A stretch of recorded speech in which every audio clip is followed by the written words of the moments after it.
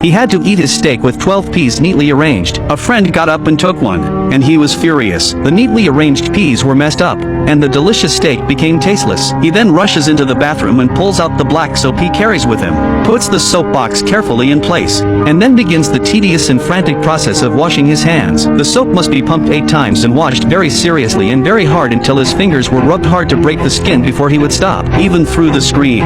It gives me goosebumps. After washing his hands, he realized that there was a stain on his shirt, so he dipped his hand in some soap and rubbed it on the stain. Then he lifted the shirt up and rinsed it off in a weird position. Then he dries the soap box and puts it in his pocket. When he was finished and ready to leave, he stopped. A doorknob was in the way and he didn't want his freshly washed hands touching him. He had the courage to open the door, but he couldn't, and so he was trapped in the toilet until a kindred spirit arrived to save him. He's Howard Hughes, the prototype of Iron Man, who inherited $1 billion when he was just a teenager, and is a very wealthy man. People like him who suffer from cleanliness fetishes have a paranoia that borders on insanity. He invested in the movie with 35 cameramen, 87 planes, 187 pilots, and over 2,000 actors and actresses, using 1,000 kilometers of film. In 1962, the United States could have fought a small war with that amount of film. The final product of 560 hours of original film was only 94 minutes. He was personally in charge of every detail of the work,